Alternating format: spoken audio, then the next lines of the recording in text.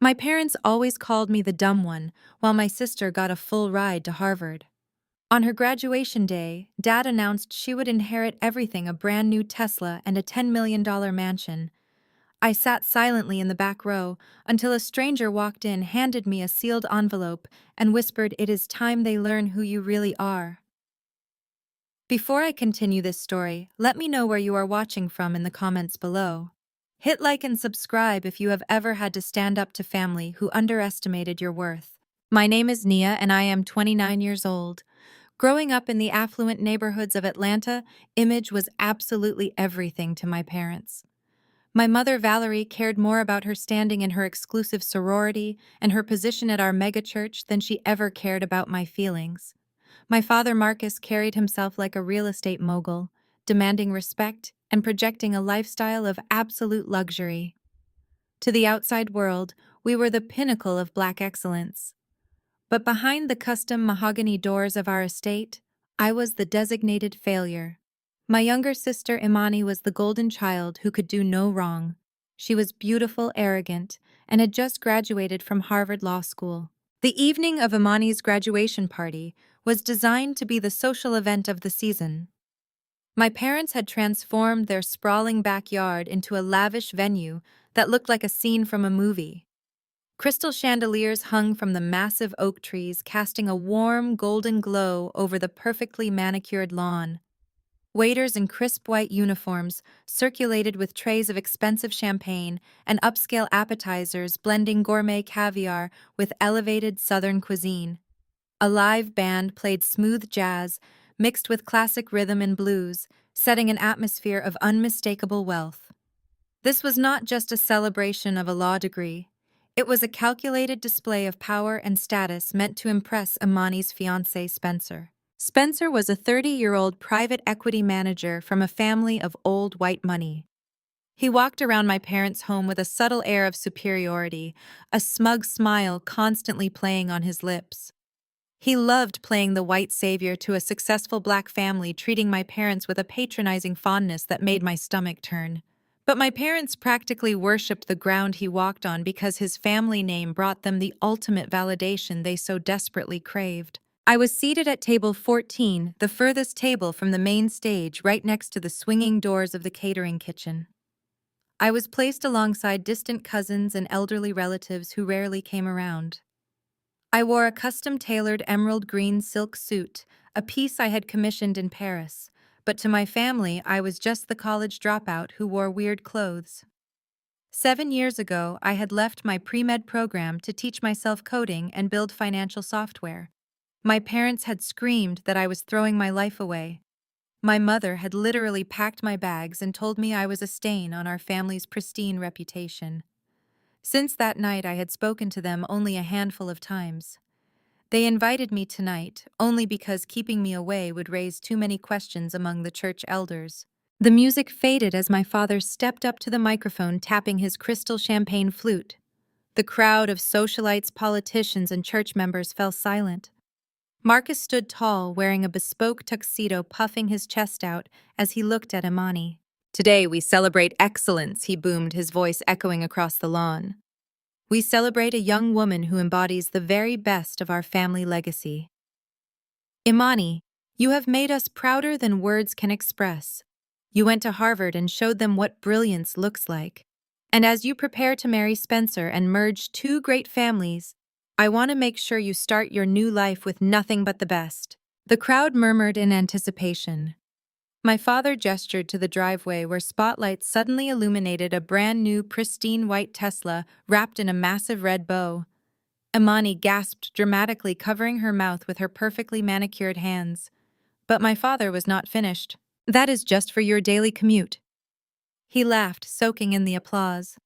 "Spencer, your family has a long history of generational wealth. But we have our own legacy to pass down. Imani, your mother and I are officially transferring the deed to the $10 million Aspen estate into your name. It is your wedding gift, your sanctuary, and your inheritance." The applause was deafening. Imani threw her arms around Spencer, who smiled broadly and patted my father on the back.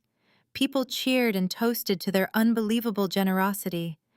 I just sat there sipping my sparkling water, watching the charade unfold.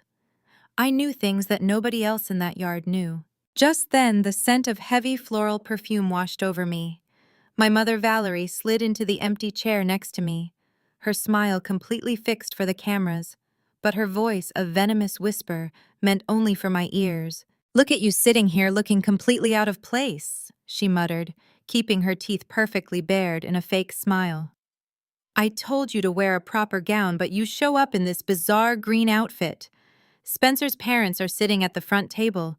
They come from real generational wealth, Nia. Do not even think about approaching them and making us look like fools." I turned to look at my mother. Her eyes were hard and completely devoid of any maternal warmth. "I have not said a word to anyone, Mom," I replied evenly. "Keep it that way," she hissed. "You humiliated this family when you dropped out of college 7 years ago to play on the internet. You ruined your own life. We always knew you were the dumb one, but I expected you to at least have some common sense. Now your sister is a Harvard lawyer marrying into a private equity dynasty. Do not open your mouth and ruin this for her. Just sit in the shadows where you belong and watch your sister shine. Maybe if you behave, I will ask Spencer to find you a receptionist job at his firm." She stood up, smoothing her expensive dress, and walked back toward the VIP tables, laughing loudly at a joke someone made, completely dismissing my very existence. She had no idea that her words had absolutely no power over me anymore. I did not feel hurt. I only felt a cold, sharp anticipation. The band started playing an upbeat song, and guests began making their way to the dance floor. Spencer leaned down to kiss Imani, his eyes briefly scanning the crowd, until they locked onto me sitting alone in the back. He offered me a slow, condescending smirk, raising his glass in my direction, as if to toast my pathetic existence from his high horse. I simply held his gaze and offered a tiny smile in return. Suddenly, there was a slight commotion near the entrance of the tent. Two of my father's hired security guards were trying to stop a man from entering. The man was in his late 50s, dressed in a sharp charcoal suit, carrying a thick leather briefcase. It was Mr. Sterling, my personal wealth manager and head of legal counsel. He did not raise his voice or cause a scene. He simply handed the head of security a document that made the large man instantly step aside and lower his head respectfully. Mr. Sterling walked with quiet authority straight through the crowd of dancing socialites, ignoring the curious stares. He bypassed the VIP tables, bypassed my father, who was busy shaking hands, and walked directly to the back of the tent to table 14. He stopped beside my chair, bowing his head slightly. I noticed Spencer watching us from across the yard, his smug smile faltering just a fraction at the sight of this highly professional man treating me with such deep respect. Mr. Sterling opened his briefcase and pulled out a heavy red envelope sealed with wax. He placed it gently on the table right next to my glass of sparkling water. He leaned down and his voice was a low, steady murmur perfectly audible over the music. "The wire transfer is complete," he whispered. $50 million is safely in your private account, Madam Chief Executive Officer. And the foreclosure documents for this property, as well as the Aspen estate, have been finalized. The papers are ready for your signature. It is time they learn who you really are." I let my eyes drift back across the perfectly manicured lawn, past the crystal chandeliers, and the catered feast, past my mother laughing with her sorority sisters and my father puffing his chest. My gaze settled back on Spencer, who was now staring at the red envelope with visible confusion. He had absolutely no idea that the $10 million Aspen mansion he was planning to move into no longer belonged to his future father-in-law. It belonged to me, and the very ground he was standing on was about to be pulled right out from under his feet. The jazz band shifted into a slower tempo, signaling the end of the formal speeches. I remained in my seat at the back of the tent, watching the crowd mingle and celebrate a lifestyle built entirely on smoke and mirrors. That was when Spencer made his move. He separated himself from the group of wealthy investors my father was desperately trying to impress, and walked deliberately toward my table. The angle of his approach cast a long shadow across my silk suit. He pulled out the chair opposite me and sat down uninvited, adjusting the cuffs of his bespoke tuxedo. His pale blue eyes scanned my outfit with a mixture of amusement and thinly veiled disdain. He leaned forward, resting his elbows on the table, interlacing his fingers in a textbook power pose he had likely practiced in front of a mirror for hours. Nia, we need to have a very grounded conversation about your current trajectory. Spencer began, his voice dripping with that specific brand of unearned authority. I know this evening is about celebrating Amani and her incredible achievements at Harvard, but as your future brother-in-law, I feel a certain responsibility to look out for you. I know things have not exactly panned out the way you hoped since you left school. The tech world is brutal even for people with actual degrees. Playing around with coding in a dark room is fine for a teenager, but you are pushing 30, Nia. It is time to join the real world. I kept my expression perfectly neutral, resting my hands on my lap. I am doing just fine, Spencer, I replied, my voice completely flat. He let out a short, patronizing chuckle, shaking his head as if dealing with a stubborn toddler. That is the problem, Nia. You think you are doing fine because you do not understand how the real world operates. You are living in a bubble. My family has been in private equity for 4 generations. We understand wealth creation. We understand how to build a legacy. Your parents have done an exceptional job elevating themselves into the upper echelons of Atlanta society, but you are becoming a noticeable liability to their brand. And quite frankly, you are becoming a massive liability to Imani. She is about to enter a very elite circle. She will be attending charity galas, hosting political fundraisers, and mingling with my family's exclusive network. When people ask what her sister does, it is highly embarrassing for her to say, "You are doing odd computer jobs and living in a crumbling house." Spencer leaned closer, lowering his voice to a conspiratorial whisper. But I am a problem solver, Nia. That is what I do. I fix broken assets. I spoke with my father yesterday and I pulled a massive favor for you. We have an opening at our downtown firm. It is a front desk receptionist position. You would be answering phones, greeting high net worth clients, and managing the executive coffee station. It is entry level, obviously, since you do not have the educational background for anything else. But it offers dental insurance and a steady paycheck. It would give you a respectable title. You could finally tell people you work in private equity. It is a tremendous opportunity to get you off the streets and into a professional environment. He sat back, crossing his arms with a self-satisfied smirk, clearly waiting for me to shower him with gratitude for his profound act of white saviorism. Before I could respond, the heavy scent of expensive perfume announced Amani's arrival. She glided over in her custom white dress, holding a crystal flute of champagne, her massive diamond engagement ring catching the ambient light.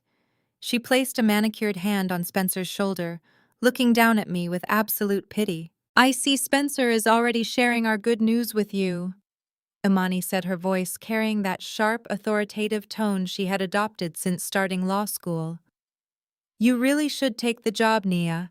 It is a lifeline and you desperately need one.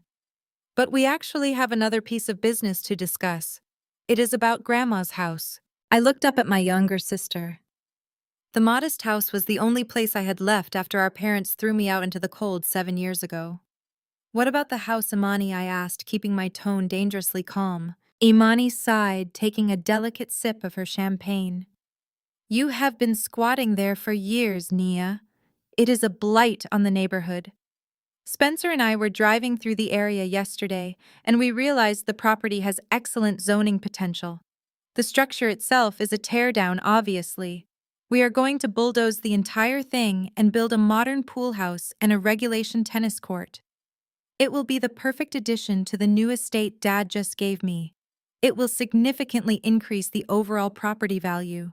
"That house belongs to Grandma's trust," I stated simply. Imani rolled her eyes, letting out a harsh, theatrical laugh. "Please, Nia, do not try to debate law with a Harvard graduate. Dad is the executor of the trust.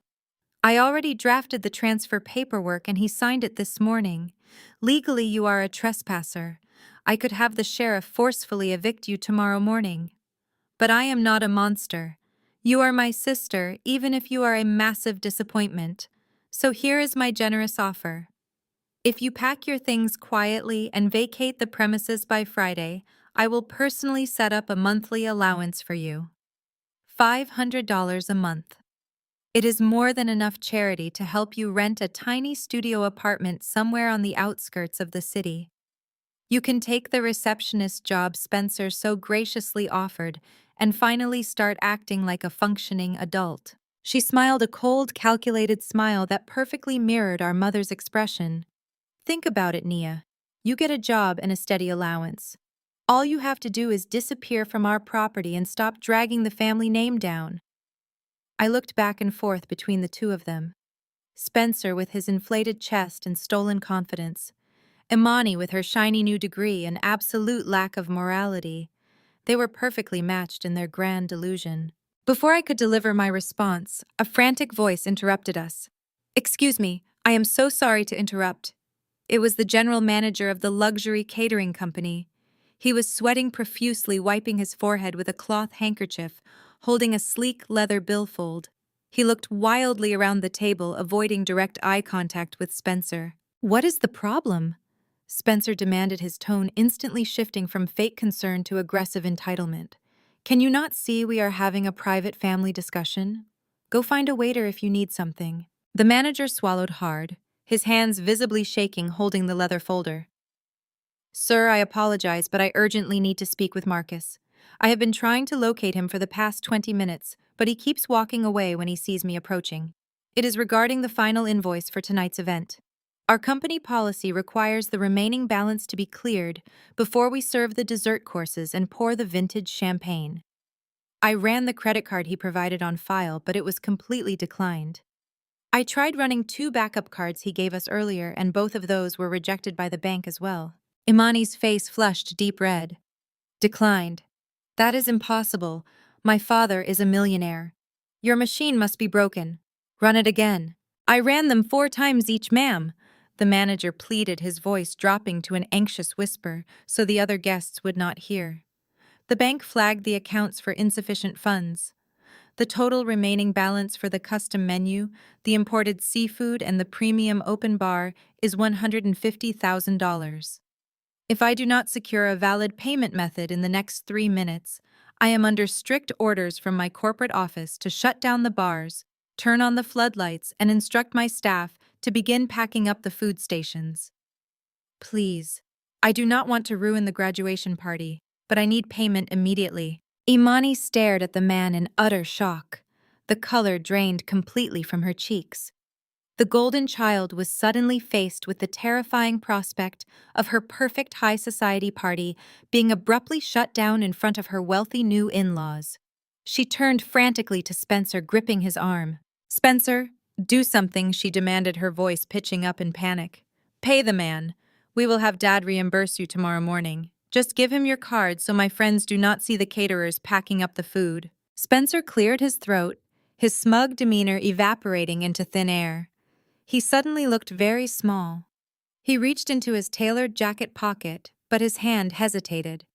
$150,000, he repeated nervously. "Imani, honey, you know my assets are tied up in corporate escrow right now. I cannot authorize a personal transaction of that magnitude without liquidating a portfolio. My daily limit on this card is only $10,000. The great private equity savior suddenly could not save his own graduation party. The irony was exquisite. He stood there patting his pockets, sweating right alongside the catering manager, completely powerless. I smiled. A slow, genuine, relaxed smile. I uncrossed my legs, reached into my designer handbag, and pulled out a solid metal Centurion black card. I placed it gently on top of the leather billfold in the manager's shaking hands. "Run this," I said, my voice smooth and perfectly calm. "Clear the entire $150,000 balance and add a 20% gratuity for your staff. They have worked incredibly hard tonight." The manager stared at the heavy black metal card, his eyes going wide. He instantly recognized what it was: an invitation-only card reserved for the absolute top tier of the financial elite. He practically bowed. "Yes, ma'am. Right away, ma'am. Thank you so much." He rushed off toward the kitchen as fast as his legs could carry him. I leaned back in my chair, interlacing my fingers, resting my elbows on the table, mimicking the exact power pose Spencer had used 5 minutes earlier. I looked at the two of them. Spencer was staring at the space where the black card had just been, his jaw slightly slack. He knew the financial requirements to hold that specific card. He knew it required a minimum annual spend that dwarfed his entire net worth. Imani just looked confused, entirely missing the magnitude of what had just happened. What kind of fake credit card was that? She scoffed, crossing her arms, trying desperately to regain her superiority. You are going to get arrested for fraud, Nia. You cannot pay a bill like that with a stolen piece of plastic. Before Spencer could even formulate a response to Imani's ridiculous accusation of fraud, a sharp gasp cut through the smooth jazz music playing in the background. My mother Valerie materialized from the crowd like a storm cloud disguised in a custom-beaded evening gown. She had clearly been watching our table from a distance. She had seen the catering manager rushing over in an absolute panic, and she had definitely seen the heavy metal Centurion card gleaming in my hand. Her chest was heaving beneath her silk neckline. The polite, radiant smile she had been wearing all evening for the society photographers had completely vanished, replaced by a mask of absolute, unadulterated panic. She did not look like a woman whose daughter had just saved her massive party from a humiliating financial disaster. She looked like a woman whose deepest, darkest secret was threatening to spill out onto the manicured lawn for all of Atlanta's elite to see. Valerie lunged forward, her fingers wrapped around my upper arm with the precision and brutal force of a steel trap. Her perfectly manicured acrylic nails dug so deeply into my skin that I could feel the sharp biting sting through the thick silk of my emerald suit. "We are going for a walk," she hissed, her voice vibrating with a terrifying suppressed intensity. She did not wait for my response. She yanked me forward, dragging me away from table 14. I allowed her to pull me, my expression remaining completely neutral as we passed the bewildered faces of my distant relatives.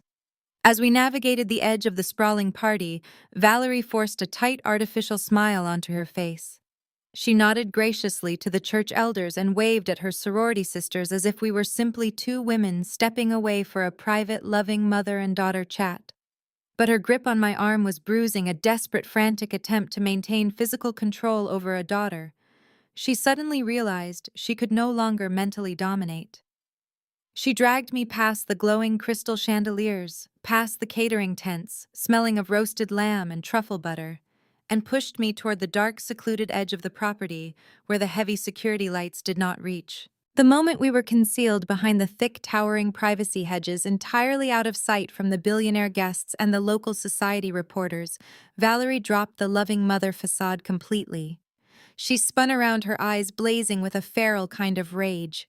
Without a single word of warning, she raised her hand and struck me across the face. The slap echoed sharply in the quiet darkness, the heavy diamond rings on her fingers scraping brutally against my cheekbone. The physical sting blossomed across my skin, a hot, radiating heat that rushed to my ear. 5 years ago, that exact same strike would have shattered me into a million pieces. 5 years ago, when she threw me out of this very house for failing a single class and wanting to build software instead of studying medicine. A slap like that would have brought me to my knees in tears. I would have begged for her forgiveness. I would have apologized for existing and ruining her perfect image. But tonight I did not even flinch. I did not raise a trembling hand to touch my stinging cheek. I did not look away. I simply stood there, my posture perfectly straight, my breathing slow and measured, looking down at the woman who had birthed me, with nothing but cold, analytical detachment. "What is wrong with you?" she spat, her voice trembling with a rage so deep it made her entire body shake. "How dare you pull a stunt like that in front of Spencer's family? Where did you get that black card, Naya? Are you doing something illegal? Are you sleeping with some old rich white man just to get your hands on dirty money? Is that how you are surviving out there on the streets?" She paced back and forth in the shadows, her hands fluttering wildly in the air, her voice rising in a frantic, desperate crescendo. "You always want to ruin everything for your sister. You could never stand the fact that she is the smart one, the beautiful one, the successful one, the one who actually made something of her life. You have been a bitter, jealous failure since the day you dropped out of college and brought shame to our doorstep. Do you honestly think parading around with stolen money or sugar daddy cash is going to make me respect you? Do you think flashing a piece of metal makes you equal to the incredibly important people sitting at those VIP tables? You are a disgrace to this family's name, Nia. Valerie stepped closer, pointing a trembling finger directly at my face, her eyes wide with manic fury. I have spent decades building our impeccable reputation in this city. I sit on the executive board of our church. I am a legacy member of the most prestigious black sorority in the entire country. Your father is a highly respected businessman. We have worked our entire lives to project black excellence, to show the world that we belong in these elite circles. And you, the college dropout, the absolute embarrassment of a daughter we have to hide in the background so you do not humiliate us. You decide tonight is the night to play games. She took a deep breath, her chest rising and falling rapidly. You think you can just buy your way into relevance?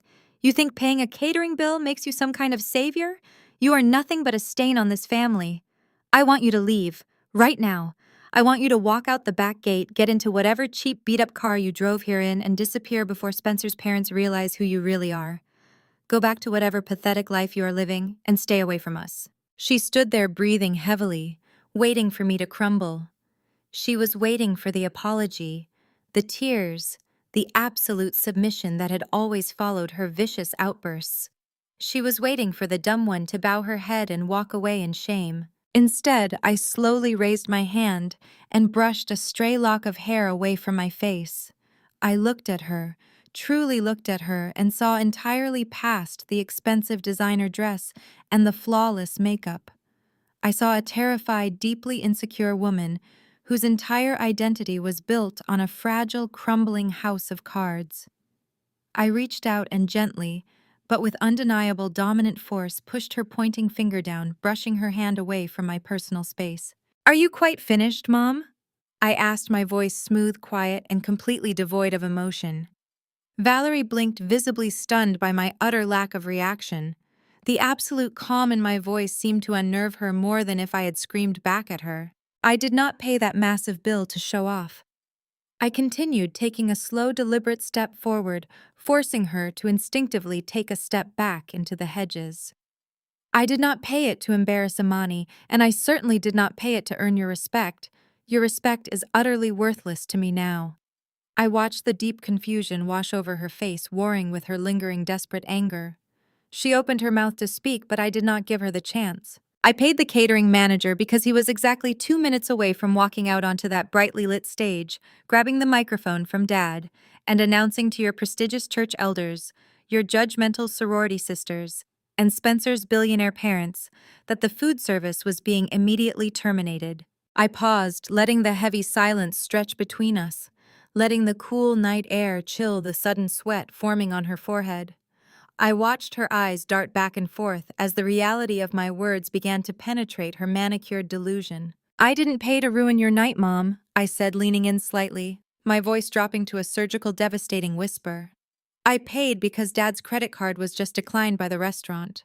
And when they tried to run it again, it was declined a second time. All 3 of his premium backup cards were flagged for insufficient funds.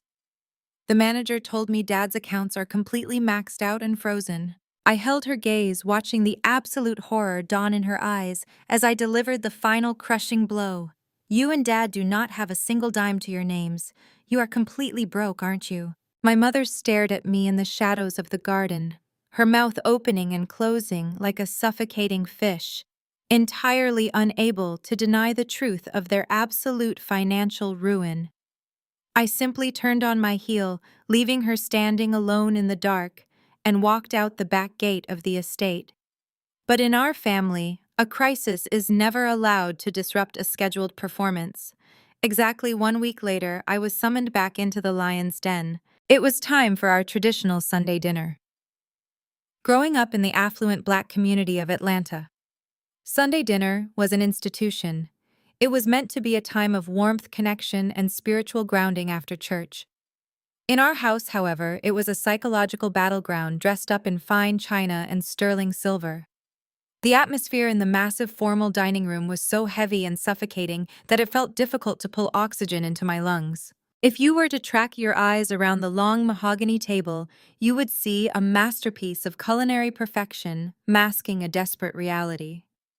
Platters of smothered chicken, golden baked macaroni, and cheese crusty around the edges, slow-cooked collard greens simmering with smoked turkey tails, and perfectly candied yams covered every inch of available space. Yet nobody was truly eating.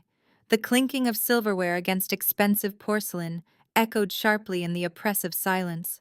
My father Marcus sat at the absolute head of the table carving the meat with aggressive, calculated precision. He was in his full Sunday best, still wearing his tailored suit from his morning duties as a senior deacon at our mega church. He loved projecting authority. He cleared his throat, utilizing that deep, resonant baritone voice he usually reserved for the pulpit and demanding tithes from the congregation. He began to preach. He did not speak to us, he delivered a sermon at us. He talked about unity. He lectured about how a strong Black family must operate like a closed fist, with all fingers tightly curled together to strike down any obstacles in this unforgiving world. He talked extensively about our legacy, about building a generational empire that the entire city of Atlanta would be forced to respect for decades to come. He spoke of duty, sacrifice, and the absolute necessity of putting the family name above personal desires. Nia, my father said, finally wiping his mouth with a monogrammed linen napkin and fixing his hard gaze directly on me. We have a highly critical business matter to conclude today. He reached into his thick leather briefcase resting on the floor beside his ornate chair and pulled out a stack of legal documents. He slid them smoothly across the polished wood until they rested right next to my dinner plate. Spencer has been gracious enough to help us restructure our family portfolio. Marcus continued, gesturing toward the white man sitting across from me. Spencer was currently swirling a glass of expensive bourbon, with a look of supreme self-satisfaction radiating from his pale face. In order to maximize our leverage and secure the best possible interest rates for our upcoming commercial development projects, we need to consolidate all physical properties under the primary family trust. It is basic asset management, Nia Spencer chimed in, leaning back in his chair and using that slow, deliberate tone people use when explaining simple concepts to a slow child. Your father has significant equity tied up in various disparate avenues. But to show my family's private equity board that the Marcus Washington estate has the required liquidity for our upcoming merger, we need to pool everything into one central holding company. That little property your grandmother left you down in the West End is currently a completely dead asset. By rolling it into the main corporate trust, we can leverage its equity immediately. It is the only logical financial move for the family's future. Exactly, Imani snapped, rolling her eyes aggressively as she picked at her greens. You dropped out of school, Nia. You have absolutely no idea how high-level corporate finance works. Spencer is doing Dad a massive favor by organizing this structural shift. The absolute least you can do is sign the paper so we can secure the capital we need. I am about to marry into a financial dynasty, and Dad needs his portfolio to look absolutely impeccable for the background checks. Do not be selfish and ruin this for me. I looked down at the heavy stack of paper resting next to my plate. The document on top was a quitclaim deed. It was a legally binding contract designed to transfer full ownership of my grandmother's house directly to my father's holding company. It was the only tangible asset I owned that they could not currently touch.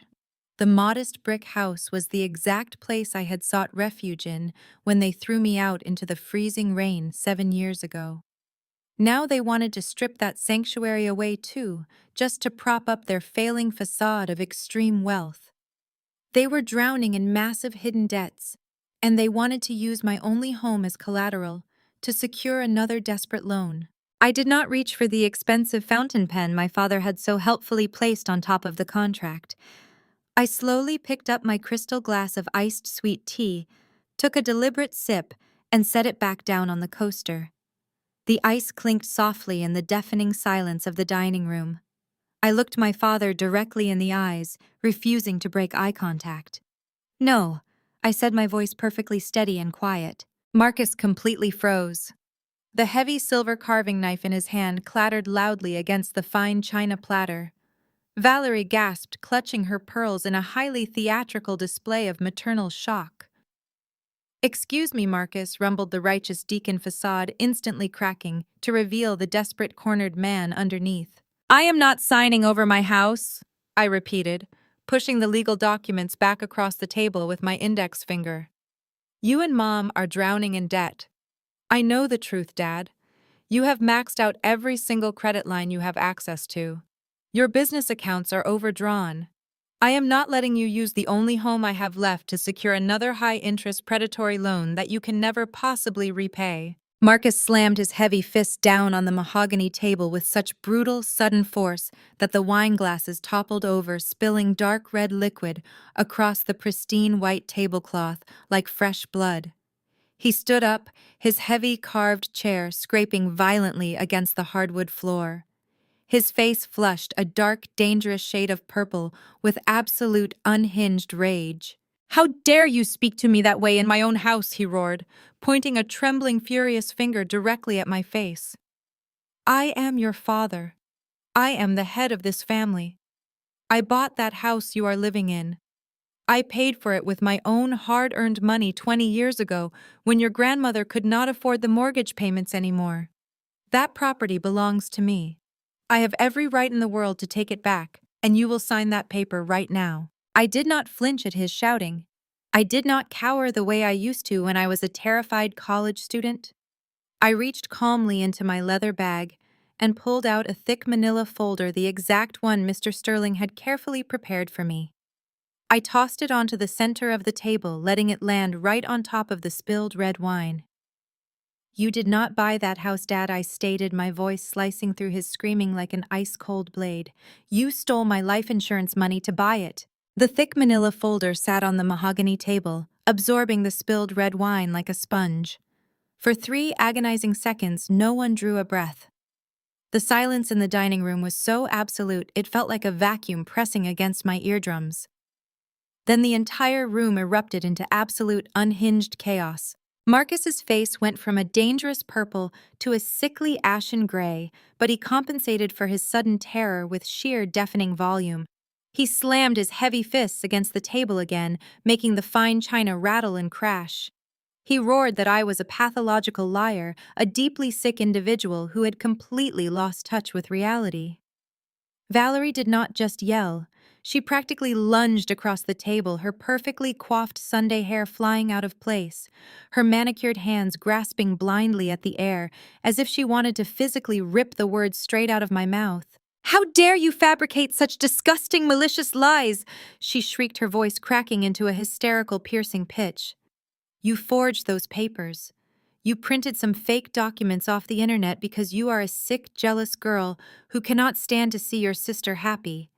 You are trying to destroy this family." I did not flinch. I did not raise my voice to match their screaming. I simply tapped my fingernail against the top of the folder. "Look at the federal notary seal, Mom," I replied smoothly. "Look at the bank transfer identification numbers. You cannot print certified life insurance payouts off the internet. You and Dad liquidated the policy Grandpa left for me when I turned 18, and you used it to buy Grandma's house through a shell company so no one would trace it." Imani slammed her hands over her ears, acting like a petulant child rather than a grown woman with a law degree. "Shut up!"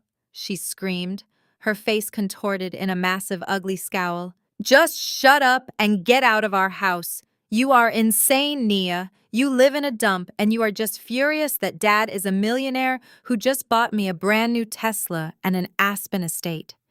You are a broke, pathetic loser trying to ruin my life. Spencer, tell her to leave. Make her leave." But Spencer was not looking at Imani. He was not looking at me. While my parents were screaming and my sister was throwing a massive tantrum, Spencer had quietly reached across the table and pulled the wine-stained manila folder toward him. He was a private equity manager. He spent his entire life analyzing asset transfers, corporate structuring, and legal deeds. I watched his pale blue eyes scan the documents. I watched the exact second his brain processed the irrefutable legal proof of my father's massive financial fraud. The smug, superior smirk completely vanished from his face. He slowly closed the folder, pushed his chair back, and stood up. He physically took 2 large steps away from my father, treating Marcus like he was suddenly radioactive. Imani was still screaming, waving her diamond ring in the air. Dad bought me a $120,000 car with cash. He is rich. You are just a jealous liar. I turned my attention away from my hyperventilating mother and locked eyes with my sister. You mean the pristine white Tesla currently parked in the circular driveway? I asked, my voice slicing through the chaotic room like an ice-cold blade. The one with the massive red graduation bow still sitting on the dashboard. Yes, the Tesla. Imani yelled, tears of absolute rage streaming down her face, ruining her expensive makeup. The car that proves you are a delusional liar. I did not argue. I calmly reached into my tailored suit pocket and pulled out my phone. I unlocked the screen, pulled up a specific application, and tapped a single, highly deliberate button. You are right, Imani, I said, keeping my gaze entirely fixed on her furious face. It is a beautiful piece of machinery. It has fantastic safety ratings and an incredible battery life. It is just a massive shame that you do not actually own it. What are you talking about? Marcus bellowed, his chest heaving as he tried to project his fading patriarchal authority. I bought that car. I hold the keys. Within seconds, the heavy, suffocating quiet of our elite suburban neighborhood was violently shattered. The piercing, unmistakable wail of police sirens echoed down the tree-lined street, growing louder and more aggressive by the second.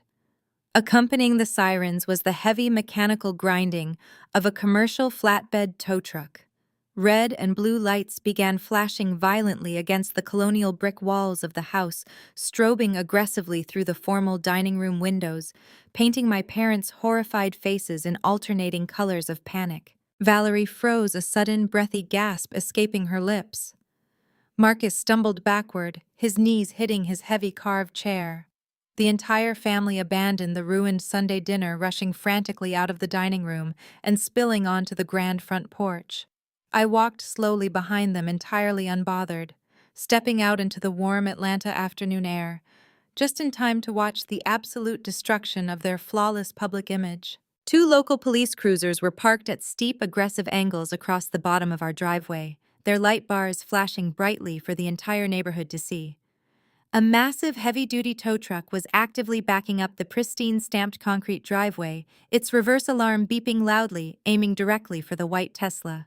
What in the world is going on here? Marcus roared, charging down the front steps, waving his arms frantically. Stop that truck immediately. I am Deacon Washington. I demand you get off my property this instant. Do you have any idea who I am? 2 police officers stepped out of their cruisers, their hands resting cautiously on their duty belts. A 3rd officer holding a metal clipboard walked calmly up the driveway to meet my raging father. Are you Marcus Washington? The officer asked, his voice projecting a firm, no-nonsense authority that completely neutralized my father's blustering. Yes, I am, Marcus yelled, pointing at the tow truck operator, who was already attaching heavy metal chains to the Tesla's front axles. That is my daughter's vehicle. I purchased it 2 days ago. Tell him to unhook it right now, or I will have your badges. The officer did not even blink. He simply looked down at his clipboard. Sir, we are responding to a confirmed report of grand theft, auto, and felony identity fraud. This vehicle was not purchased with cash. It was heavily financed through a high-risk lender. And it was not financed under your name or your social security number. It was financed under the social security number of a Ms. Nia Washington. The blood completely drained from Valerie's face. She grabbed the porch railing to keep her legs from buckling. Imani let out a high-pitched hysterical shriek, clutching her graduation keys to her chest, as if holding them tighter would change reality. Are you Nia Washington? The officer asked, looking at my father with a raised eyebrow. I stepped smoothly past my trembling mother and walked down the brick steps. I am Nia Washington, I said, handing the officer my driver's license. And I did not authorize the purchase or financing of a $120,000 vehicle. The officer checked my ID, nodded respectfully, and signaled the tow truck driver to proceed. It was a brilliantly desperate move, I said, turning to face my father. My voice carried clearly across the manicured lawn. I wanted to make sure the wealthy neighbors, who were now stepping out onto their expansive porches and holding up their cell phones to record the spectacle, heard every single word. When you went to the luxury dealership, they probably laughed you out of the finance office. I continued watching Marcus physically shrink under the weight of his exposed crimes. Your business accounts are overdrawn. Your debt-to-income ratio is astronomical. Your personal credit score is completely radioactive. You could not finance a bicycle, let alone a luxury electric vehicle. So you did what any desperate bankrupt man trying to impress his wealthy future son-in-law would do. You used the clean, perfect credit of the daughter you threw away. You memorized my social security number, you forged my electronic signature on the binding loan agreements, and you stole my identity to buy a prop for your graduation performance. That is a lie. Marcus stammered, his voice weak, trembling, stripped of all its former power. I am your father. I have rights. You have the right to remain silent, I corrected him coldly. I flagged the fraudulent account with the credit bureaus this morning. The lender canceled the contract immediately due to suspected identity theft, and the dealership dispatched the repo unit to reclaim their stolen property. The heavy mechanical winch on the tow truck whined loudly, lifting the front end of the pristine white Tesla off the ground. The massive red graduation bow slid off the dashboard and tumbled onto the concrete driveway, getting instantly crushed under the heavy tires of the tow truck. No, Imani screamed a guttural, terrifying sound. She threw herself onto the perfectly cut grass, kicking her heels and sobbing hysterically in her expensive Sunday dress. It is my car. I went to Harvard. I deserve it. Spencer, do something. Tell them to stop. But Spencer was not coming to her rescue. He had quietly slipped out the front door carrying his keys. He took one long, disgusted look at the repossession, the screaming fiancé on the lawn, the police officers taking statements, and the bankrupt father facing federal fraud charges. Spencer turned his back on Imani, walked briskly to his own luxury sedan, and drove away without looking back, completely severing his ties to our toxic, collapsing family. Marcus watched the tow truck pull the Tesla out into the street. He watched his wealthy neighbors whispering and pointing. He watched his future son-in-law abandon them. The absolute reality of his situation finally crushed him. The man who had spent his entire life projecting untouchable power and wealth let out a hollow, defeated gasp.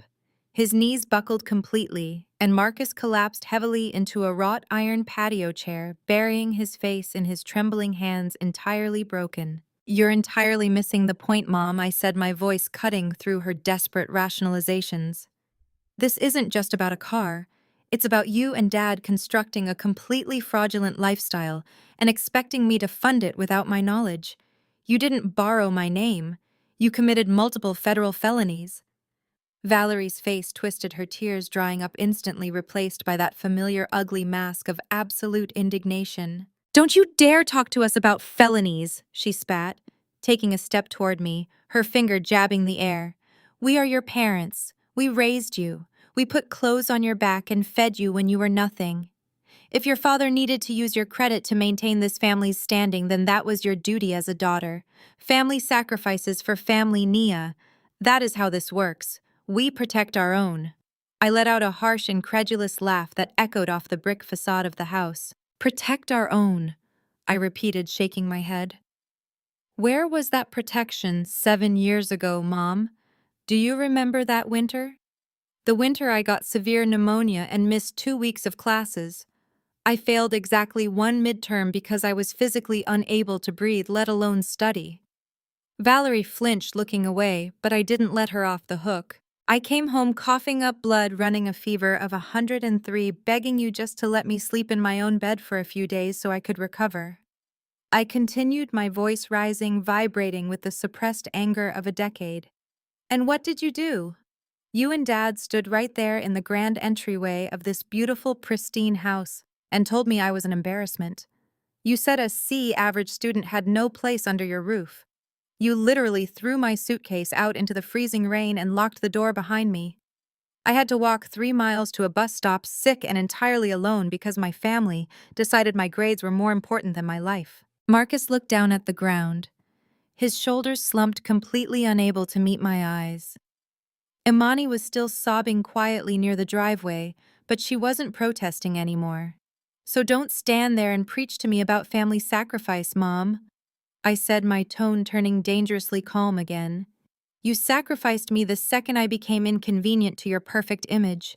You only want me to be family now because I am the only one with a credit score high enough to keep your pathetic charade afloat." Valerie's mouth opened and closed, her face cycling rapidly through anger, embarrassment, and a profound, terrifying realization that she had completely lost control. The power dynamic hadn't just shifted, it had entirely inverted. She was no longer the matriarch handing down judgments. She was a desperate woman, caught in her own lies, standing exposed in front of the very people she had spent her life trying to impress. The silence that followed was suffocating, broken only by the distant hum of the tow truck disappearing down the street. It was a moment of profound reckoning, a physical manifestation of everything wrong with our family. And then Spencer cleared his throat. He had been standing near the edge of the porch, observing the entire scene with that infuriatingly calm, analytical expression he usually reserved for reviewing quarterly earnings reports. He adjusted his silk tie, shot a brief dismissive glance at Imani, who was still sniffling on the grass, and then looked directly at me. "All right, Nia, let's dial down the theatrics," Spencer said, his voice dropping into that smooth, practiced tone of a corporate negotiator stepping in to close a messy deal. "We understand you're upset. The situation with the car is unfortunate, and Marcus clearly overstepped. But screaming about it on the front lawn isn't productive."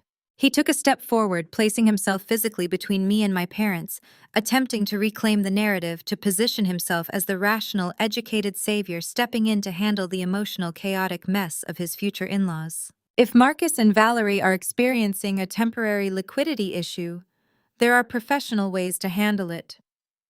Spencer continued, his gaze patronizing.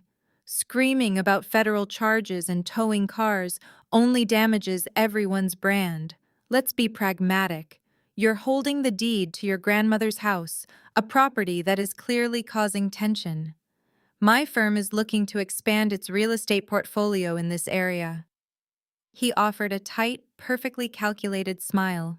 "I'll tell you what I'll do. I will personally arrange for my firm to purchase that property from you for exactly twice its current market value. We will clear the transaction quietly off the books. Marcus can use those funds to immediately settle this car situation and restructure his debt, and you walk away with a significant influx of cash to support your whatever it is you're doing.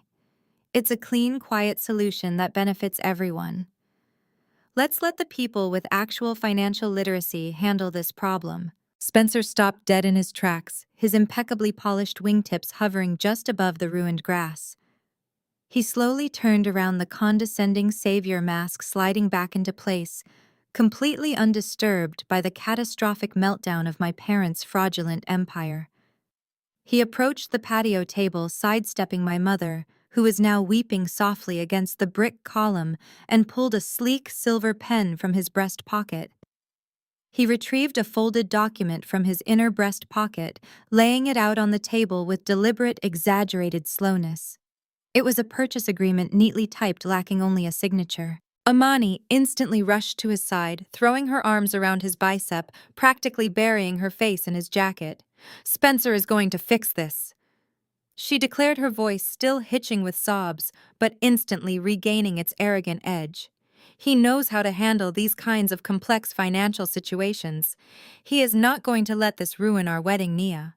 Just sign the paper and let him take over." Spencer patted her hand, a sickening display of paternalistic affection. "Exactly, Nia," he said, his voice dropping an octave into that smooth, practiced tone of a seasoned negotiator talking down a ledge. "This is what we call a distressed asset scenario. Marcus over-leveraged. It happens in these kinds of communities when people try to fast-track their wealth accumulation without the proper educational foundation. But my firm specializes in restructuring. We can buy the house, clear Marcus's immediate debts, and even set up a small, manageable trust for you. A modest stipend. You are, after all, an uncredentialed woman trying to navigate a highly complex economic downturn. Let my family's firm take this burden off your shoulders." He slid the silver pen across the table. It stopped inches from my hand. "Just sign on the dotted line," he murmured, "and you can walk away from this entire mess with a clean slate." I looked down at the contract. It was a standard purchase agreement, offering exactly $2.5 million for a property currently appraised at over $6 million due to the aggressive rezoning of the West End. It was a blatant predatory steal dressed up as an act of familial charity. I looked at the silver pen gleaming under the harsh security lights. Then I looked up at Spencer, his pale eyes completely devoid of empathy, burning only with the absolute certainty that he was the smartest person in the room. I picked up the contract. I did not reach for the pen. I held the thick legal paper in both hands, my fingers gripping the edges tightly. And then with a sharp, decisive motion, I ripped the entire document in half. The sound of the tearing paper was loud and startling in the sudden quiet of the yard. I stacked the two halves together and ripped them again, tossing the shredded pieces onto the patio table, right next to the silver pen. Imani gasped, pulling away from Spencer. "Are you completely insane?" she screamed, pointing at the shredded paper. "He is trying to save us. He is trying to save you." I ignored my sister entirely. My eyes locked on Spencer, watching the carefully constructed savior facade finally crack, revealing the absolute panic underneath. "Your firm is going to buy my house, Spencer," I asked, my voice dangerously soft, yet carrying an undeniable crushing weight. "With what capital exactly?" Spencer stiffened, his jaw clenching. "I do not think you understand how corporate acquisitions work, Nia," he stammered, his smooth delivery suddenly failing him. "We have diversified holdings. We have liquidity." "You have absolutely zero liquidity," I stated, stepping forward, invading his personal space, forcing him to instinctively lean back. "You manage the Sterling Blackwood portfolio. I know exactly how your firm operates. In fact, I know exactly what your firm did on the 14th of last month." Spencer's eyes widened, the color draining from his face just as rapidly as it had drained from my father's. He opened his mouth, but no words came out. "Your firm is severely overleveraged in commercial real estate," I continued, my voice echoing off the brick walls, dismantling his entire identity piece by piece. "You made 3 massive, catastrophic bets on downtown office spaces right before the market collapsed. Your investors are panicked. Your board is panicked. And exactly 3 weeks ago, your father authorized an emergency high-interest bridge loan of $15 million just to make payroll and keep the doors open for another quarter." Imani stared at him, her tear-streaked face twisting in utter confusion. "Spencer, what is she talking about?" she demanded, tugging on his sleeve. "Tell her she is lying. Tell her your family is rich." Spencer did not answer her. He could not even look at her. He was staring at me with a look of pure, unadulterated terror. "How do you know that?" he whispered, his voice cracking, completely stripped of its arrogant authority. "Those records are sealed. They are internal corporate documents. How could a college dropout possibly know about the bridge loan?" I did not answer him immediately. I reached into my leather bag and pulled out a second manila folder, tossing it onto the patio table. It landed with a heavy thud right on top of his shredded contract. "Because I am not just a college dropout, Spencer," I said, my voice ringing with absolute chilling clarity. "I am the CEO of Apex Financial Analytics. We provide the algorithmic risk assessment software that the major banks use to evaluate high-risk loans. The bank you begged for, that $15 million, used my software to analyze your firm's desperate financial standing." I let that sink in, watching the realization hit him like a physical blow. And more importantly, I continued, leaning in so close I could smell the expensive scotch on his breath. "I am the private investor who ultimately purchased that debt. I hold the note on your $15 million bridge loan, Spencer. Which means as of this exact moment, I practically own your family's entire firm." Spencer's entire carefully curated reality seemed to violently tilt on its axis. The perfectly manicured lawn, the towering brick columns of my parents' house, the flashing red and blue police lights reflecting off the neighborhood trees. Everything around him suddenly shifted into a sickening, disorienting angle. It was as if the ground had literally dropped out from beneath his expensive Italian leather shoes. His pale skin flushed a blotchy, uneven crimson, and his throat bobbed aggressively as he desperately tried to swallow the rising tide of absolute panic. "That is impossible," Spencer stammered, taking a clumsy, uncoordinated step backward. His polished corporate mask had completely dissolved, leaving behind nothing but a terrified, cornered boy playing dress-up in a tailored suit. "You are bluffing. You are a broke girl with no credentials. Apex Financial is a multi-billion-dollar tech firm. You do not run it. You do not own our debt. This is just another one of your pathetic, desperate lies to cause drama." I did not waste my breath arguing with him. I did not need to. I simply looked past his trembling shoulders, directing my calm gaze down the long, sweeping driveway. The flashing lights of the police cruisers briefly illuminated a sleek, jet-black Maybach pulling up right behind the idling tow truck.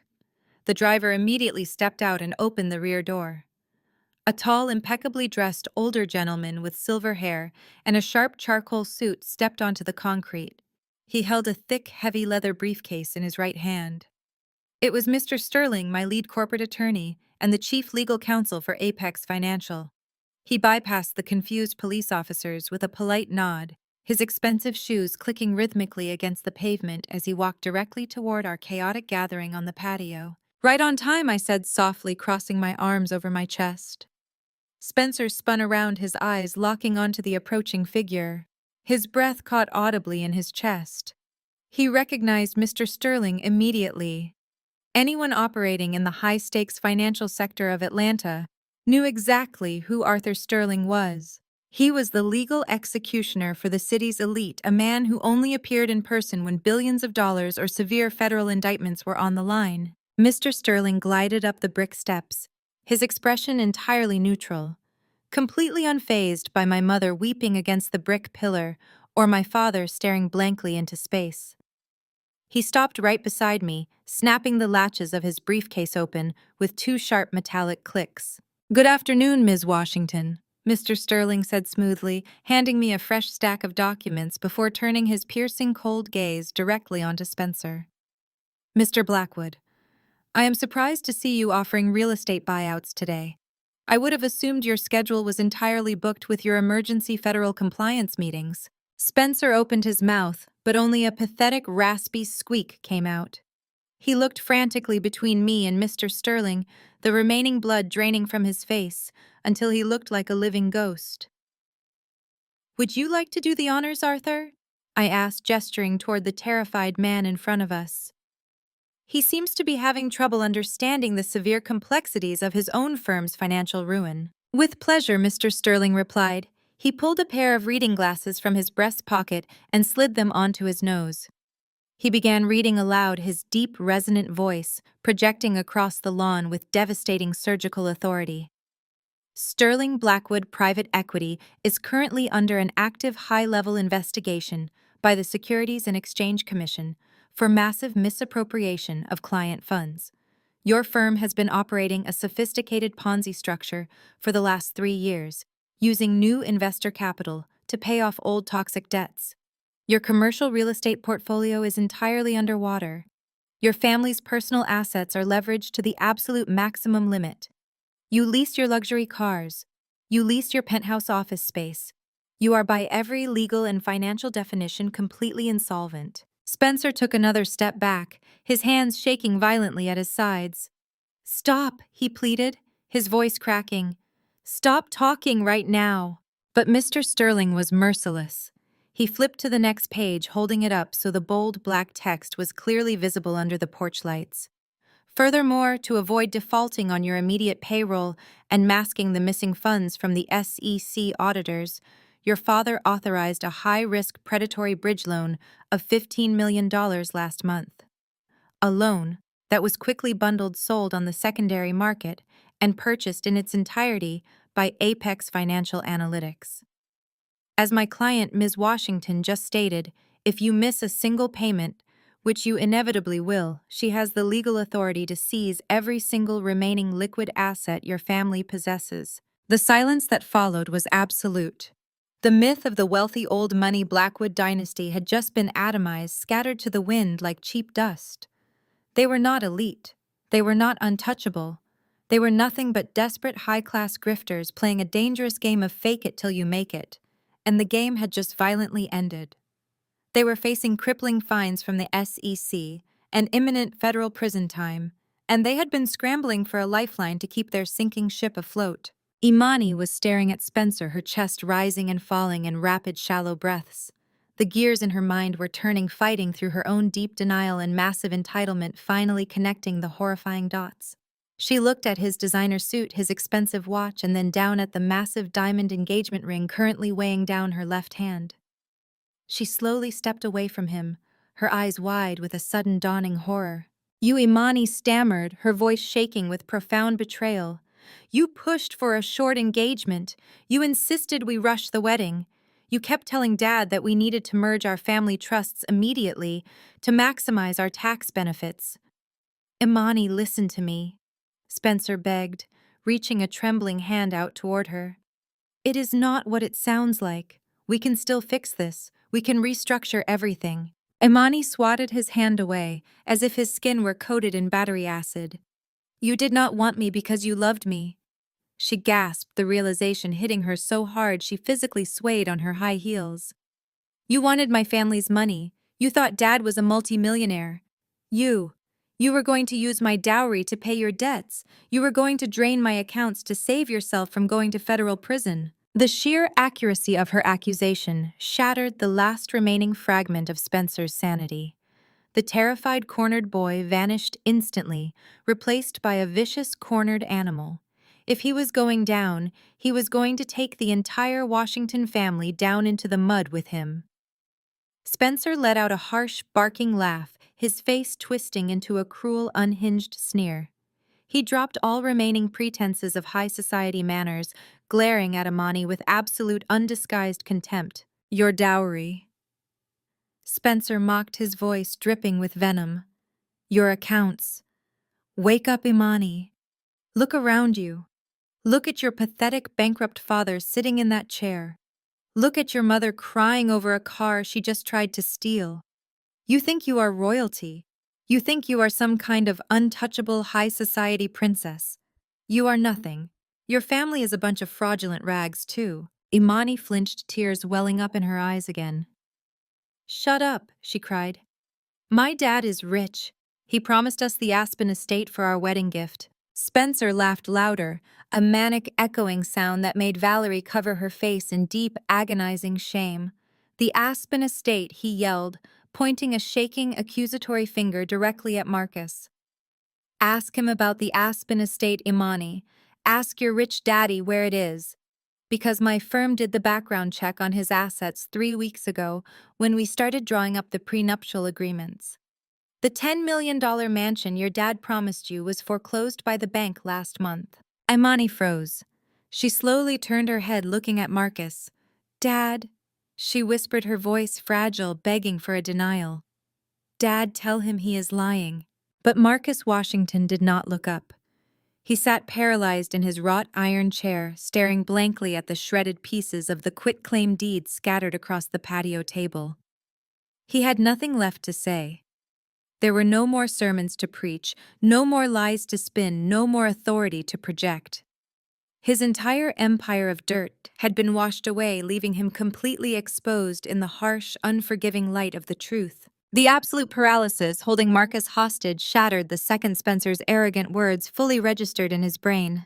The illusion was dead. The mutual con was exposed. And like two starving wolves realizing there was no meat left on the bone, the father-in-law and the son-in-law turned their fangs entirely on each other. Marcus shot out of his wrought iron chair with such explosive force that it tipped over and clattered against the brick patio. He lunged across the space separating them, grabbing the lapels of Spencer's custom-tailored suit. "You parasitic little fraud!" Marcus roared, his baritone voice cracking with unhinged fury.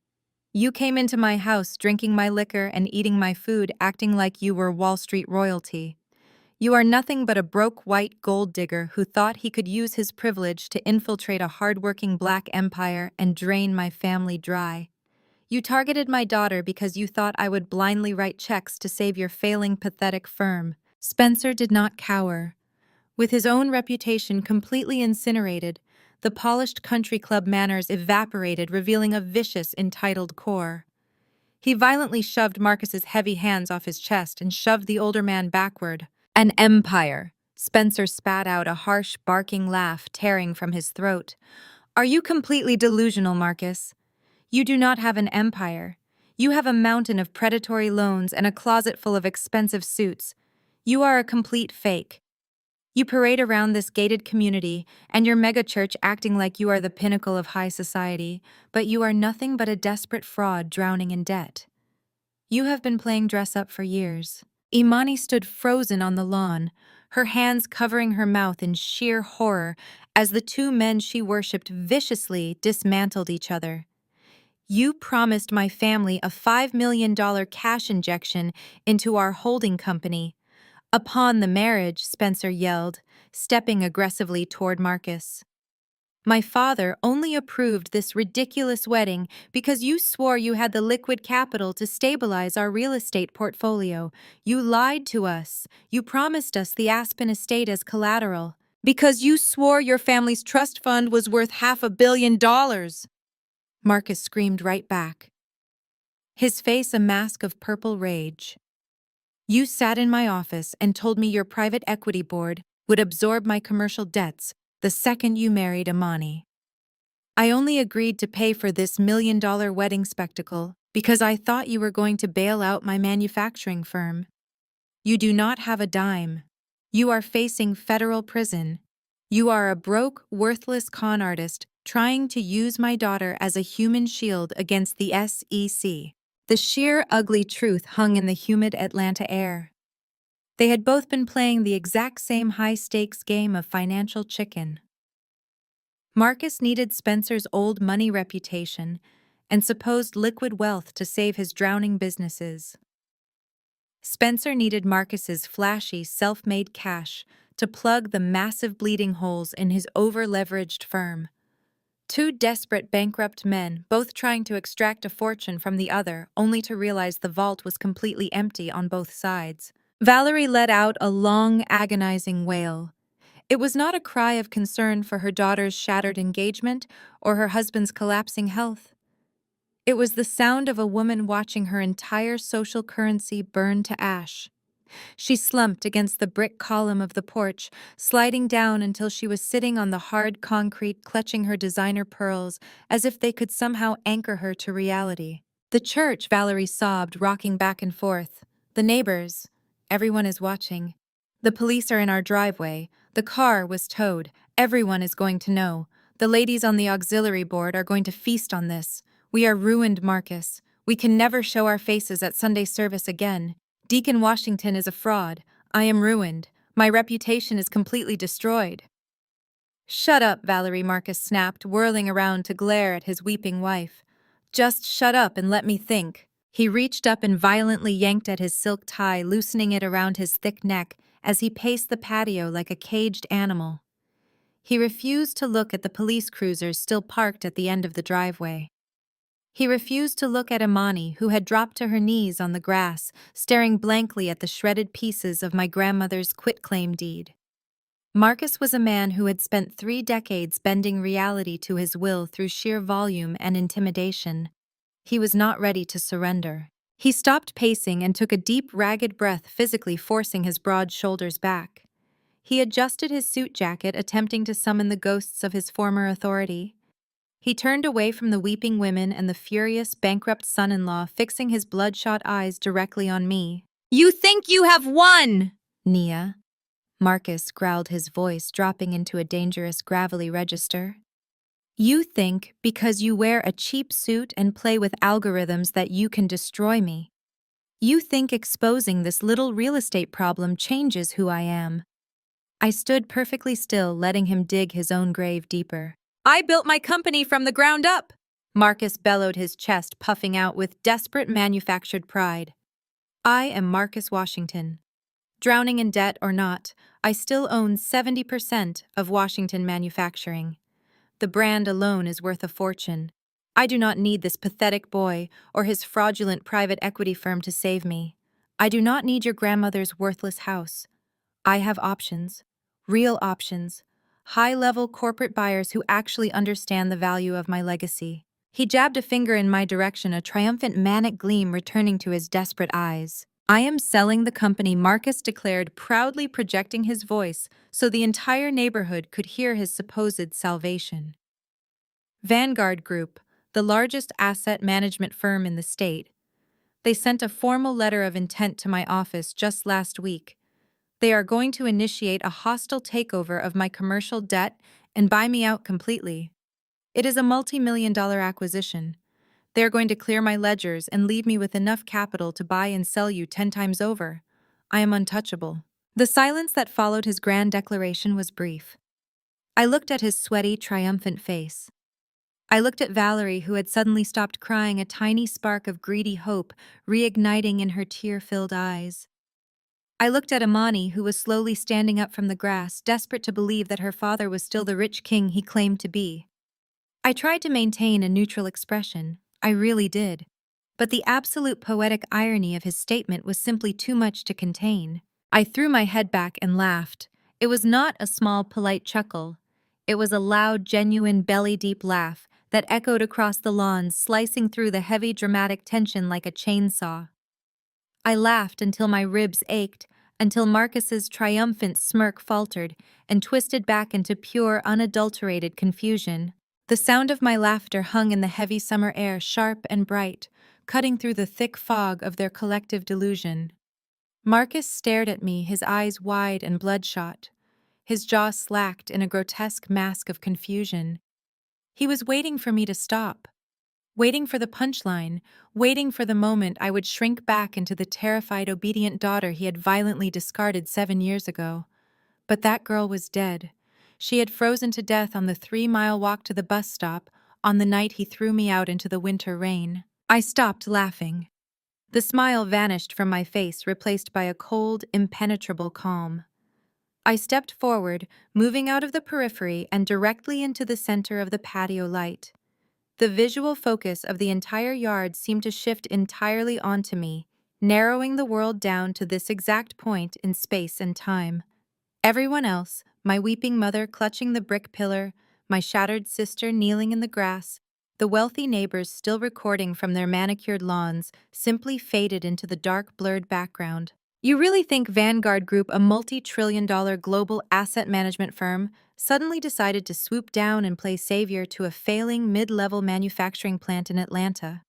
I asked, my voice carrying a quiet, lethal authority. Do you truly believe a corporate giant woke up last week and felt a sudden burst of charity for a man drowning in high-interest debt and fraudulent commercial loans? Marcus gripped the arms of his wrought iron chair, his knuckles turning stark white.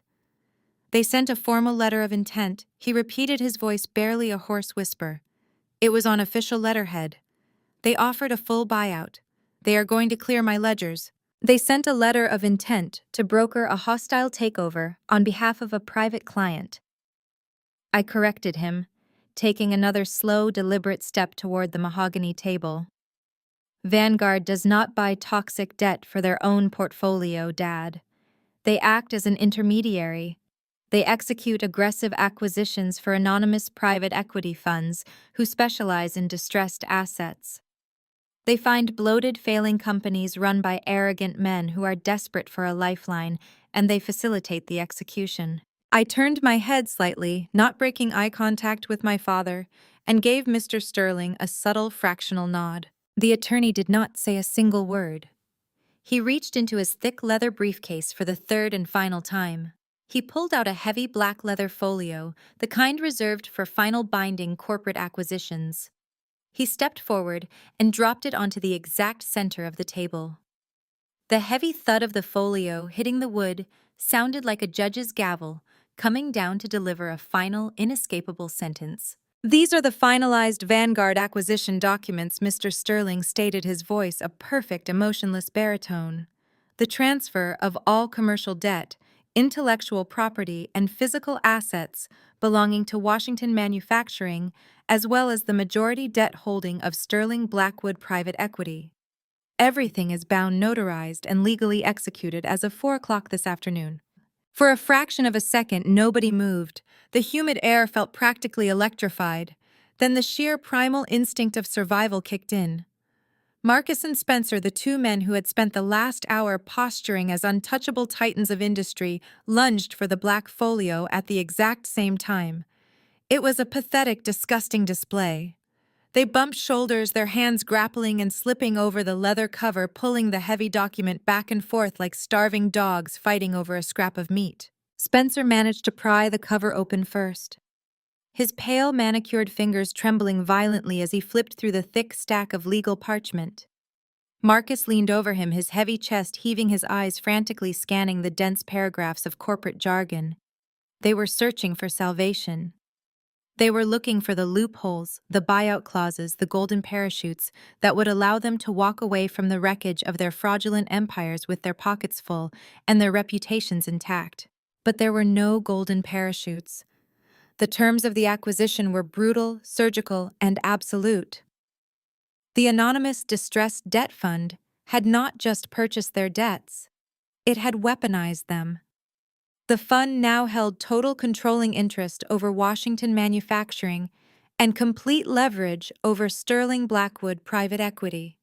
Every bank account, every physical warehouse, every piece of manufacturing equipment, every corporate vehicle, and every outstanding client contract now belonged entirely to the acquiring entity.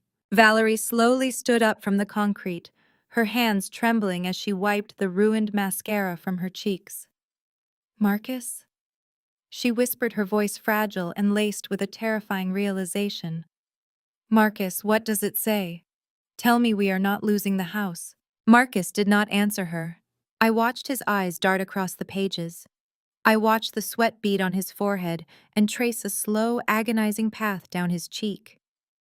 I watched him physically struggle to pull oxygen into his lungs as he realized the true magnitude of his defeat.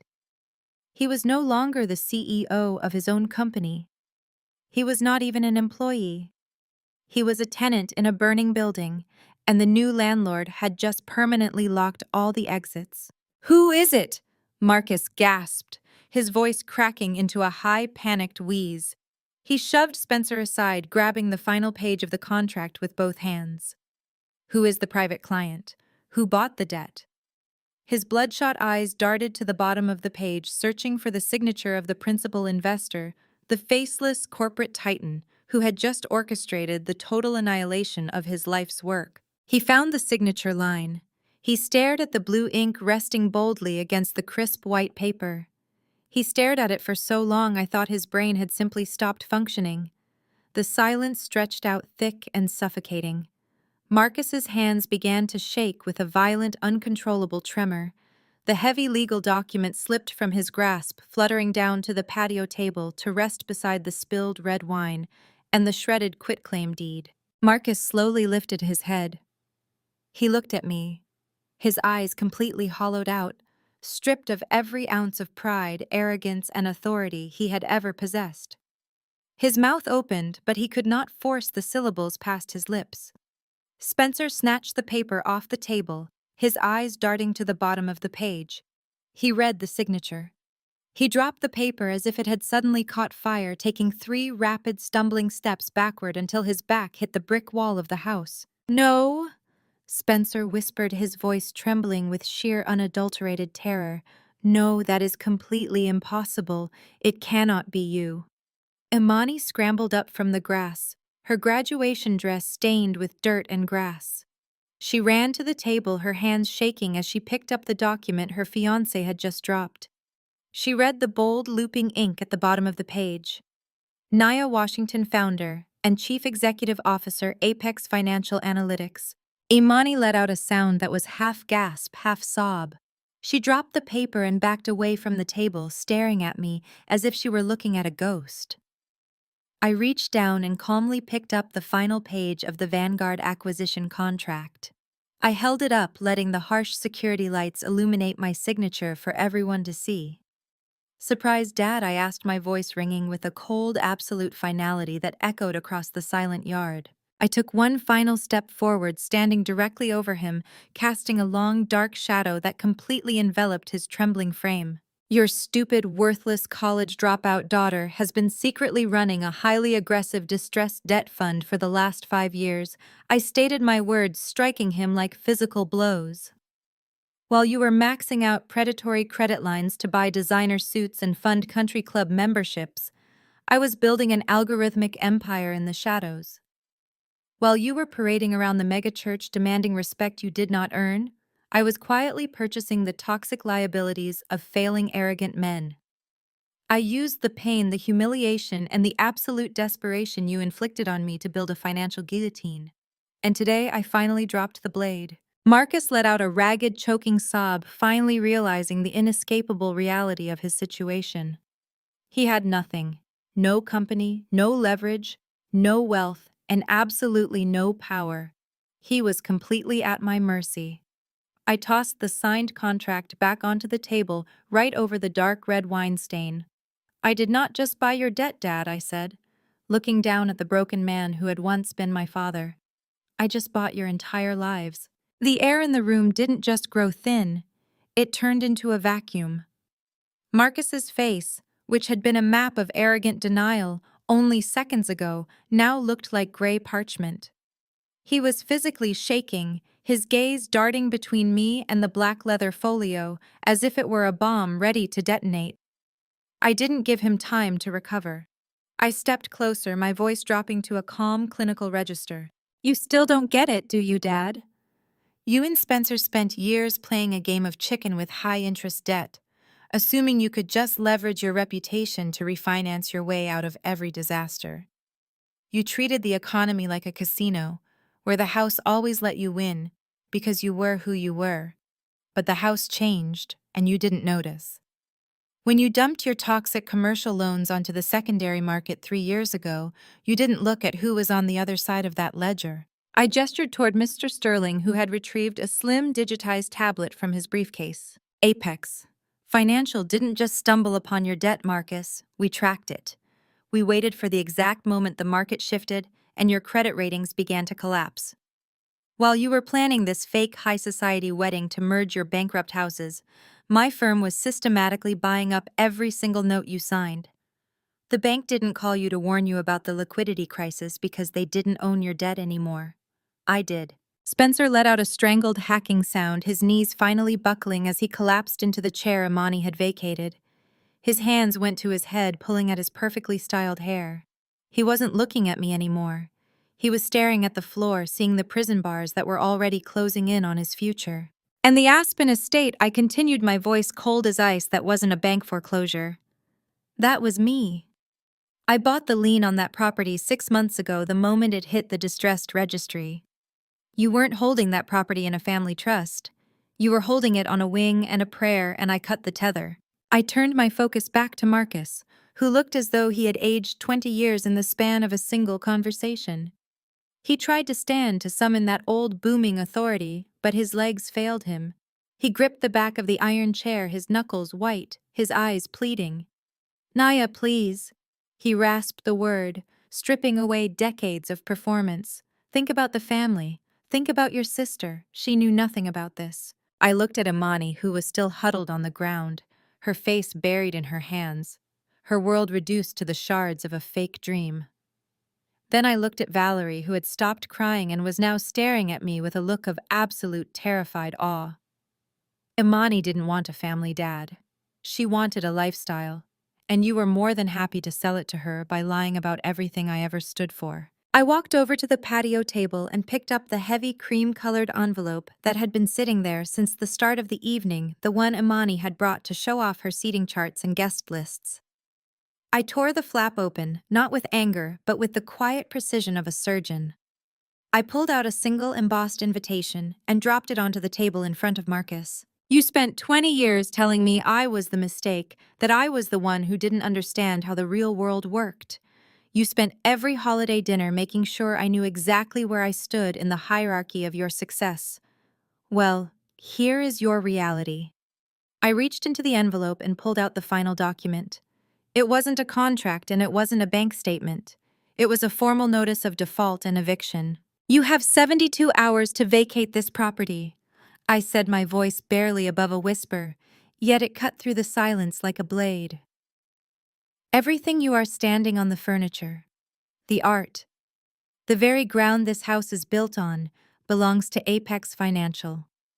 And as for your manufacturing firm, Mr. Sterling has the liquidation orders ready for the board meeting at 8 o'clock tomorrow morning.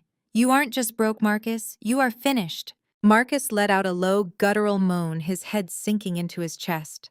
The silence that followed was broken only by the distant, rhythmic chirping of crickets and the frantic, shallow breathing of the people I had just dismantled.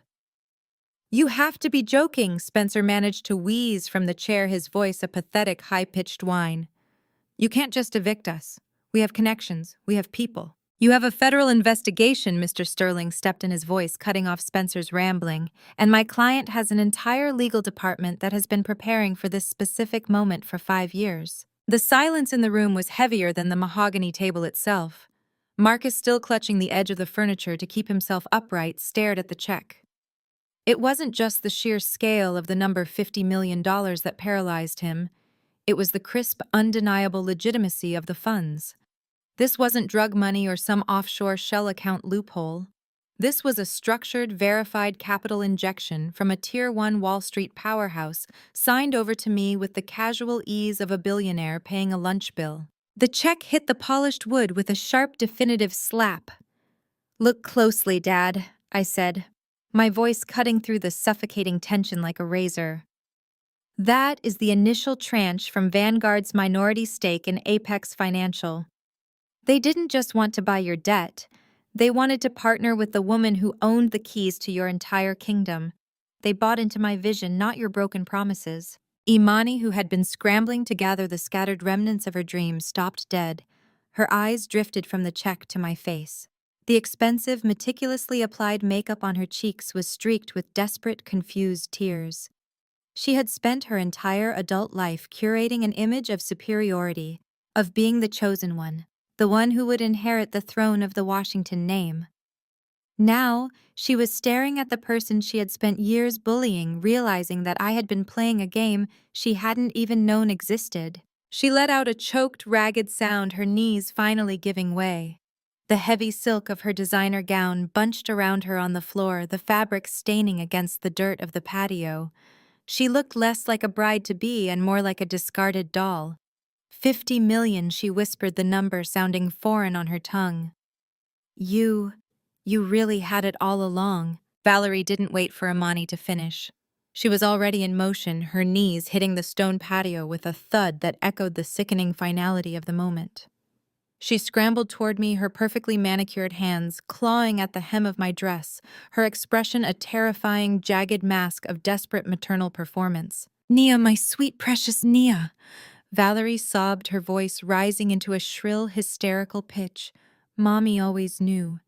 I always told your father Nia is the brilliant one, the one with the hidden fire. I was just protecting you, darling. You know how volatile the business world is. I didn't want you to be exposed to the stress until you were ready. She reached up, trying to cup my face with her trembling, jewelry-laden hands, but I stepped back, the movement precise and cold. Con Mom, I asked, my voice devoid of empathy. You spent 7 years calling me a mistake. You spent every holiday dinner making sure I knew I was an unwanted accessory in this perfect house. Valerie didn't flinch. She simply pushed harder, her desperation making her bold. You were just testing us, right? You wanted to see if you could survive on your own. And look at you. You've surpassed us all. You're our miracle, Nia. You're the savior of this family. You're going to help us, aren't you? You won't let your father go to prison. You won't let your sister lose everything. You'll buy back the firm, won't you? I looked down at her, at the woman who had presided over my erasure, who had watched from the sidelines, while my father dismantled my self-worth piece by piece. She was a master of the script, always shifting the blame, always finding a way to make her own cowardice seem like a necessary sacrifice. I reached down and pulled my hem from her grasp, the silk sliding away from her fingers like water. She let out a soft, pathetic gasp, but I didn't stop. I walked back toward the table where Mr. Sterling was already packing the files into his briefcase, his work here finished. "I have an agreement for all of you," I said, addressing the room at large. Marcus straightened, hope flickering in his eyes like a dying candle. He was clinging to the idea that I was still his daughter, that blood would override the brutal clinical reality of the contracts lying on the table. "What kind of agreement?" Marcus asked, his voice gravelly and stripped of its former bluster. I pulled a crisp single-page document from the folder Mr. Sterling held out to me. It wasn't a complex legal brief. It was a simple, one-sided ultimatum. "You sign these releases, waiving all future claims to Washington Manufacturing and any association with Apex Financial, and I will handle the liquidation of the firm in a way that minimizes your personal criminal exposure." I said, my tone as flat and professional as a balance sheet. "I have already contacted the SEC. I have an internal audit ready that separates your personal negligence from the corporate restructuring. If you sign, the prosecutors see a man who was misled by his board and a bad market. If you refuse, I personally hand over the file that details how you knowingly funneled corporate funds into personal real estate, including the Aspen House." Marcus went deathly silent. He looked at the paper, then at the check for $50 million, and then at me. He was calculating his own survival. He knew exactly what was in those files. He knew that I had been tracking his financial indiscretions for longer than he had been planning his own retirement. Valerie was still on the ground, her face a portrait of shattered pride. She looked at Marcus silently, pleading with him to take the deal, to just take the exit I was offering, before the world finished tearing them apart. "You're really going to just walk away?" Marcus said, his voice quiet, almost lost. After everything, I walked to the edge of the patio, looking out at the neighborhood that had once been the center of my world, the place where I had been expected to be the submissive, invisible daughter. "I'm not walking away, Dad," I said, looking back at them one last time. "I'm finally leaving. There is a pen on the table. Sign it or don't. But by morning, the ownership stakes for this house, the company, and the debt will be fully processed. I suggest you start packing." I didn't wait for a response. I didn't wait to see who would pick up the pen first. I had already won the only thing that ever mattered. I had secured the truth, and in doing so, I had stripped them of the only thing they valued, the ability to lie to themselves. As I turned toward the driveway, leaving the wailing, the excuses, and the broken dreams behind, the silence of the night felt like the first clean breath I had taken in 7 years. The era of the Washington performance was officially closed, and the real life, the one I had built in the shadows, was finally loudly mine. The heavy, oppressive silence on the patio was shattered by Imani's shrill, frantic scream. She scrambled to her feet, her designer gown stained with the dirt of her parents' backyard, her face a mask of disbelief and rage. She looked at me, then at the documents on the table, and finally at Spencer, who was currently clutching the table's edge as if it were the only thing keeping him from physically disintegrating. "You are a demon!" "Nia," Imani shrieked, her voice cracking as she pointed a trembling finger at me. "You have been waiting for this. You have been sitting in the shadows watching us, waiting for the perfect moment to burn everything to the ground. You want to tear me away from the man I love. You want to destroy our wedding because you are bitter. You are nothing but a spiteful, lonely sociopath." I didn't blink. I didn't even flinch at the venom in her voice. I just looked at her, my sister who had spent the better part of a decade making sure I knew I was an outsider in my own home, and felt a strange, cold clarity. "I'm not destroying your wedding, Imani," I said, my voice cutting through the humid air with the precision of a scalpel. "You destroyed your own life the moment you decided that your social standing was worth more than the truth. The man you love." I gestured toward Spencer, who was visibly sweating, now his eyes darting toward the driveway as if calculating a way to sprint to his car. "Ask him one more time who he is and why the federal authorities are looking for him. Ask him if he still loves you when he's sitting in a federal holding cell watching his bank accounts get liquidated." Spencer didn't even look at her.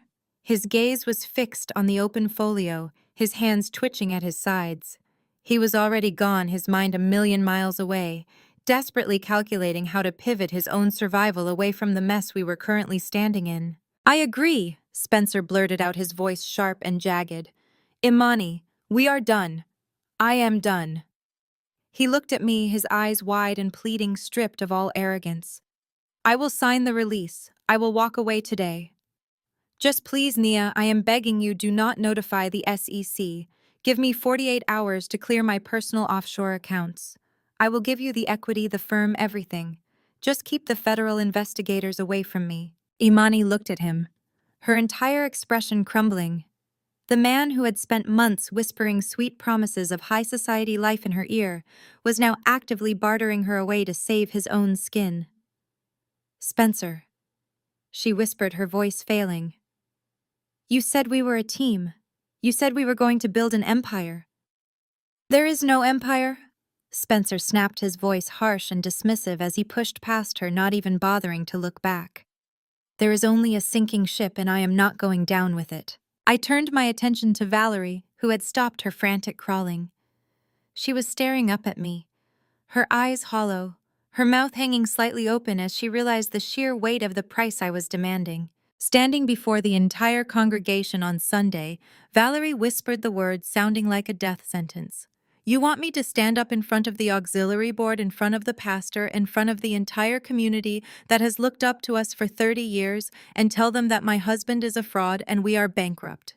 You might as well kill me, Nia. My life is that reputation." "Then consider it a transformation," I replied, my tone icy. "You've spent 3 decades curating a persona that was built on a foundation of lies and status seeking. Now you get to experience the truth. You will stand there on Sunday, you will tell the truth about the bankruptcy and the fraud, and you will apologize to the people you have been grifting for years. That is the only way I keep the liquidation private. That is the only way Marcus doesn't spend his golden years in a state prison." Marcus let out a strangled, low sound, his head dropping into his hands. The weight of it all, the foreclosure, the acquisition, the public humiliation, was finally pinning him to the earth. He knew. He knew he had no other option. He had spent his whole life posturing as a titan, and now he was being dismantled by the daughter he had spent a lifetime treating like a ghost. I looked at my watch, then back at the trio. 24 hours. I repeated, my voice dropping to a whisper that commanded more attention than any shout. The house, the cars, the jewelry, everything that was bought with corporate debt and investor fraud will be surrendered to the receivership by this time tomorrow. You will leave with 1 suitcase each. If I find that you've taken so much as a single piece of heirloom silver, I will revoke the offer and hand the entire audit to the federal prosecutor immediately." I turned to Mr. Sterling, who was calmly snapping his briefcase shut. "Everything is prepared," Mr. Sterling said, looking at Marcus with clinical detachment. "The evacuation orders are attached to the release forms. Your signatures are required on every page." Marcus slowly looked up. His eyes were red-rimmed and hollow, the fire of his arrogance completely extinguished. He looked at the check for $50 million, my check, and then at the release forms which spelled out his total, humiliating surrender. He picked up the pen. His hand was shaking so violently that he nearly dropped it, but he managed to force the nib against the paper, signing his name in a messy, jagged sprawl. Valerie and Imani followed suit in a daze, their movements robotic and disconnected, as if they were acting out a tragedy they hadn't realized was their own. When the final page was signed, I took the document from Mr. Sterling and tucked it into my bag. "It's over," I said, looking at them one last time. "The house is quiet. The stage is empty, and the show has finally been canceled." I didn't wait for a response. I turned and walked toward my car, the sound of the tires crunching against the gravel as I drove away. I didn't look back at the broken family standing on their soon-to-be-evicted property. I didn't look back at the flashing lights or the neighbors peering through their curtains. I just drove, watching the city lights blur into a streak of color, feeling the cold, sharp truth of my own power. I hadn't just won. I had rewritten the rules entirely. The sharp, echoing crack of Imani striking Spencer across the face sounded like a gunshot in the humid night air. The physical impact jerked his head violently to the side, leaving a stark, crimson handprint blooming across his pale cheek. For a fraction of a second, the sheer audacity of the strike froze everyone on the patio. Imani stood over him, her chest heaving, the heavy layers of her designer engagement dress trembling as she stared at the man who had just traded her future for his own legal immunity. "You miserable coward!" Imani shrieked, her voice tearing at the seams, completely devoid of the polished, breathy tone she usually reserved for high society events. "You are going to cancel our wedding to save yourself. You are going to humiliate me in front of 500 guests. I gave you everything. I convinced my father to open his ledgers to you." Spencer did not cower this time. He slowly touched his stinging cheek, his pale eyes narrowing into a glare of pure, unadulterated hatred. He lunged forward, grabbing Imani by the wrist and violently shoving her backward. She stumbled, her high heels catching on the stone pavers, and collapsed hard onto the patio floor. The delicate imported silk of her gown tore against the sharp edge of a planter box, the fabric ripping with a loud, sickening sound. "You gave me nothing but a massive liability," Imani Spencer spat, standing over her with a look of absolute disgust. "You are a vapid, spoiled liability who brings absolutely zero value to the table.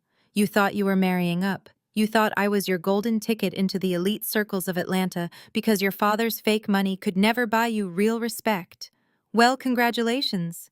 You get to keep your fake money and your bankrupt father. I am taking the deal. I am leaving this pathetic charade behind, and I suggest you learn how to fly commercial." Spencer did not wait for her to respond. He turned on his heel, his expensive leather shoes crunching against the gravel as he practically sprinted down the long driveway toward his leased sports car, abandoning his disgraced fiancée in the dirt without a single backward glance. Imani let out a guttural, tearing scream, beating her fists against the stone patio.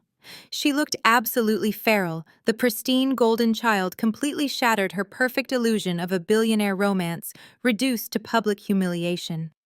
But her screams were immediately drowned out by the sudden, vicious eruption of my mother. Valerie Washington scrambled to her feet, her eyes wild and bloodshot, her perfectly styled hair falling in ragged strands across her face.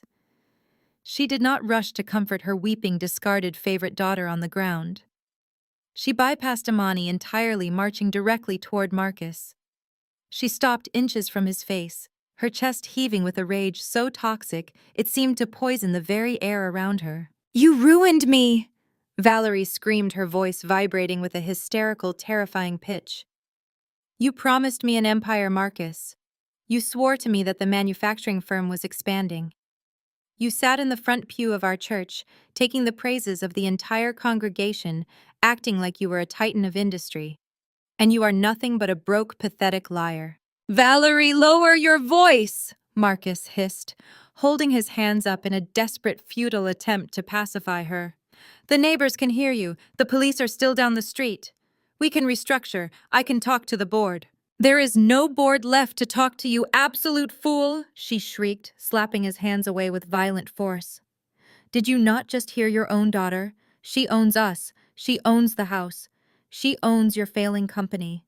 Tomorrow morning, every single woman on the auxiliary committee is going to know that Valerie Washington is being evicted. They are going to know the cars are repossessed. They are going to know my designer bags were bought on credit. We cannot pay back. I have spent 30 years building my reputation in this city. I have smiled, I have hosted, I have played the perfect corporate wife, and you have flushed it all down the drain for your own arrogant, stupid pride." Marcus staggered backward as if he had been physically struck. The booming, intimidating patriarch who had spent his entire life dominating every room he entered was completely gone.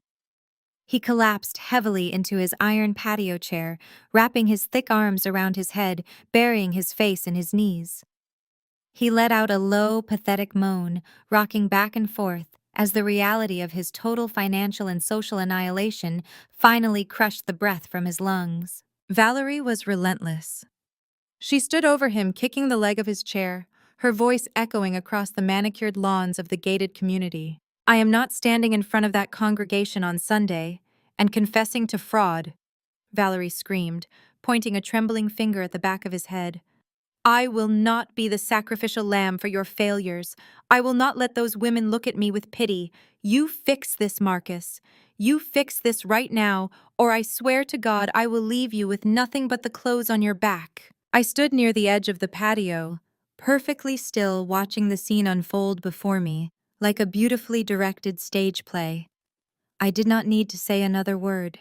I did not need to raise my voice, present another document, or issue another threat.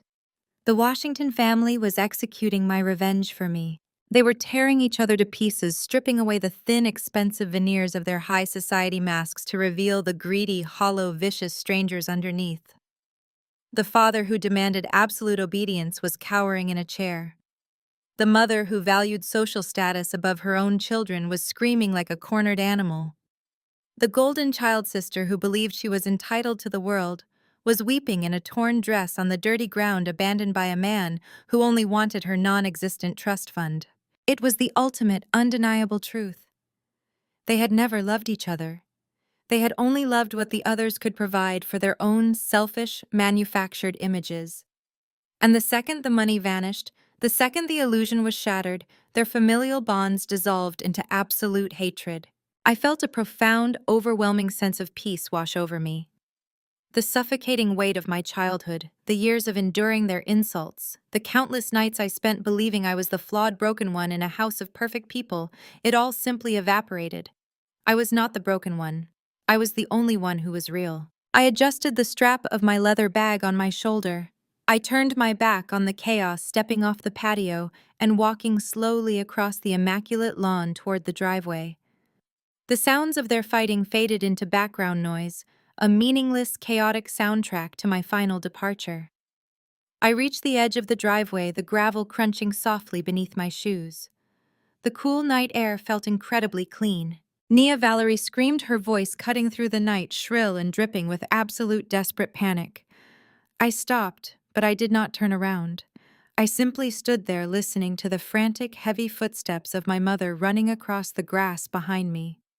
She stopped a few feet away, her breath hitching in her throat. "You cannot do this," Valerie gasped, her voice trembling with the realization that I was actually walking away. "You cannot leave us here like this. We are your blood. I am your mother. You walk out that door right now, Nia. You walk away from this property, and I swear to you, you will have no family." I did not even break my stride. I raised my right hand, giving a lazy, dismissive wave over my shoulder without bothering to turn around. The heavy oak door of the mansion slammed shut behind me with a violent, echoing crack that vibrated through the humid night air, cutting off my mother's frantic screaming in an instant. The harsh sound of the slamming wood perfectly matched the sleek metallic chime of the private elevator doors sliding open. I stepped out of the mahogany-paneled elevator and into the expansive, silent sanctuary of my downtown penthouse. The transition was seamless. The chaos, the screaming, the pathetic, desperate threats of the Washington family were entirely gone, replaced by the quiet hum of the city glittering hundreds of feet below my floor-to-ceiling windows. I dropped my leather bag onto the pristine marble kitchen island. Right next to it sat the certified bank draft from Vanguard, $50 million. It was just a piece of paper, lightweight and unassuming, yet it held the absolute destruction of the people who had tried to destroy me. I walked over to the velvet sofa, the exact spot where I had been sitting when my brother-in-law first sent that arrogant, mocking text message a lifetime ago. I picked up my crystal glass, the dark red wine still breathing perfectly inside, and took a long, slow sip. The vintage tasted like absolute victory. I sank into the plush cushions, letting the profound silence of my home wash over me. It is a strange, jarring sensation to realize that you have officially orphaned yourself. Society conditions us to believe that blood is an unbreakable bond, that family is an unconditional sanctuary, no matter how toxic the environment becomes. For 27 years, I had internalized that lie. I had allowed my father to measure my worth against his fraudulent balance sheets. I had allowed my mother to treat me like a defective accessory that ruined her perfect social aesthetic. I had allowed my sister to use my perceived failures as a stepping stone to elevate her own fragile ego. They had demanded a scapegoat to carry the weight of their own insecurities, and I had played the part perfectly, until I decided to stop reading their script. The aftermath of that night played out exactly as I had orchestrated. True to my brutal ultimatum, the Washington Empire collapsed with a whimper rather than a bang. At precisely 8 o'clock the following morning, Mr. Sterling executed the hostile takeover of both Washington Manufacturing and Sterling Blackwood Private Equity. Spencer was stripped of his titles, his assets, and his corporate immunity, left completely exposed to the federal auditors who descended on his leased offices before noon. Imani, stripped of her diamond ring and her illusion of high society royalty, was forced to quietly cancel a $1 million wedding without a single explanation to her furious bridesmaids. But the true masterpiece of my retribution occurred on Sunday morning. I did not attend the service, but Mr. Sterling kindly ensured that a legal associate was sitting in the back pew to record the event.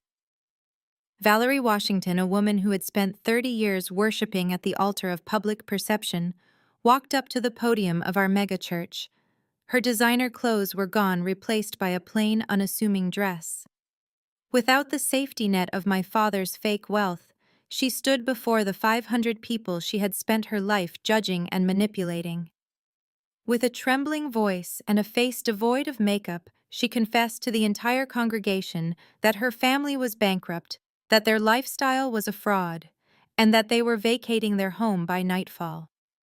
The horrified gasps from the auxiliary board ladies were loud enough to be picked up by the microphone. They left the mansion with exactly one suitcase each, just as I had demanded. They moved into a cramped two-bedroom apartment on the outskirts of the city, utterly exiled from the glittering superficial world they had sacrificed their own daughter to inhabit. I did not send them to federal prison. I simply locked them inside a prison of their own making, stripping them of their masks and forcing them to live with the ugly, unvarnished truth of who they really were. I took another sip of wine, looking out at the sprawling, illuminated grid of the Atlanta skyline. The city looked different to me now. It was no longer a terrifying maze of closed doors and exclusive clubs designed to keep me out. It was a chessboard, and I was the one moving the pieces. If you are watching this and you are sitting in a room where you are constantly made to feel small, I need you to listen to me very carefully. I know exactly how much it hurts to look around a dinner table and realize that the people who share your DNA do not share your heart. I know the crushing, suffocating weight of being the family disappointment, the black sheep, the one whose dreams are dismissed as foolish delusions, while the golden child is showered with unearned praise and limitless resources. When you are trapped in that toxic dynamic, your first instinct is always to fight back with words. You want to scream, to argue, to justify your choices, to beg them to see your value. You exhaust yourself trying to translate your worth into a language they refuse to speak. Stop explaining yourself. Stop arguing with people who are committed to misunderstanding you. Your words will never change their minds because their rejection of you has absolutely nothing to do with your flaws and everything to do with their own fragile egos. They need you to be the failure so they can pretend to be the successes. Take all of that agonizing pain, take all of that boiling anger and forge it into absolute, unbreakable discipline. Let them call you a disappointment. Let them call you stupid. Let them mock your clothes, your job, and your quiet life. Give them the gift of their own ignorance. While they are busy performing for the crowd, pouring their energy into fake smiles and rented luxury, you need to retreat into the shadows. Work in absolute silence. Build your foundation brick by invisible brick. I remember the nights I spent sleeping on a cheap mattress on the floor, eating canned soup while watching my sister post photos from luxury vacations funded by my father's stolen money. I remember the sheer, blinding rage that fueled me through 18-hour workdays writing code until my eyes blurred and my fingers ached. I channeled every insult, every condescending smirk, and every slammed door into my software. Educate yourself. Take the risks they are too cowardly to take. Save your money, sharpen your skills, and construct an empire they cannot even begin to comprehend. The road will be incredibly lonely. There will be nights when you question your own sanity, nights when the silence of your isolation feels deafening. But that isolation is not a punishment. It is a protective fortress. It gives you the space to grow without their toxic interference pulling you back down into the dirt.